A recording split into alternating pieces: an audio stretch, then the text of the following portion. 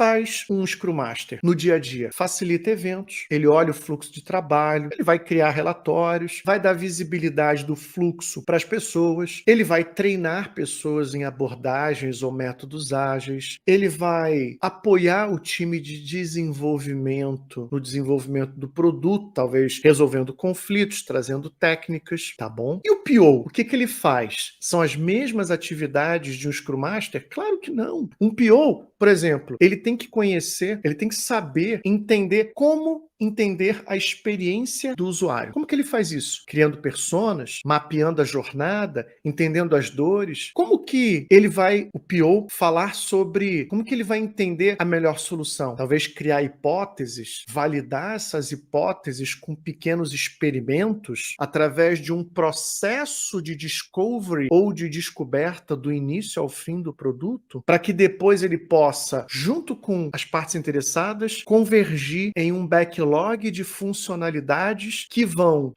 ajudar a criar um produto que resolva as necessidades, os problemas e melhore a experiência desses usuários. Percebeu aqui que em nenhum momento eu falei que o PO ele tem que ser um especialista em Kanban, de que o PO tem que ser um especialista em flight levels, de que um PO tem que ser um especialista em Scrum. É interessante que o PO conheça esses métodos e abordagens? Sim, mas ele não se propõe a ser um especialista em frameworks e metodologias de gestão do trabalho. O seu foco é outro. O seu foco é o produto. E para isso, existem frameworks e metodologias de gestão de produto e não de gestão de processo. Começou a entender um pouquinho aqui a diferença? Isso precisa ser muito bem entendido. Por quê? Pelo seguinte, imagine que você quer ser um PO. Para pensar, eu quero ser um PO, Marcelo, eu quero ser o PO casca grossa que você tanto fala. Tô fazendo o curso de Kanban, tô fazendo ali a minha certificação de Kanban, vou tirar KMP1, KMP2, KMM.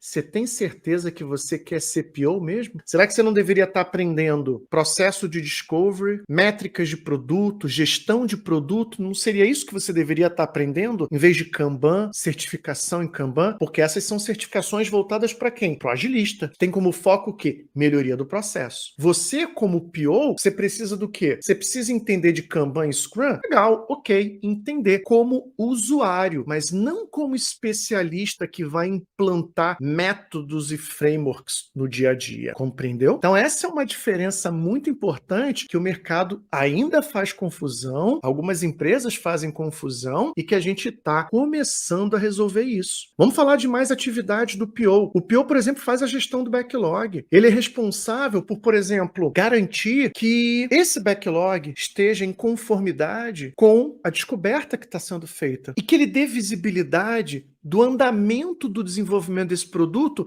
através de, por exemplo, a criação de um roadmap.